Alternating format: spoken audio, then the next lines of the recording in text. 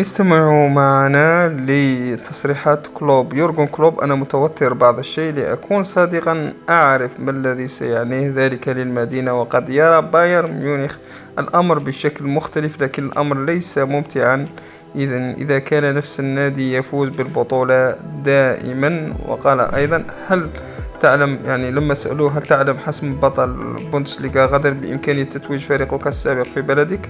قاعد يضحك عليهم، قال لهم: أنا لست ميتا بالطبع، أنا على دراية بالسباق على اللقب. لأكون صريحا، أنا متوتر قليلا. نعم، أأمل أن يفوز دورتموند، ونحن كلنا نعلم أن نصنع تاريخ كبير في بروسيا دورتموند. يورغن كلوب قبل أن ينتقل إلى ليفربول ويصنع فيها أيضا تاريخ ما شاء الله، ويعيد الفريق إلى مجده بكل استفاء.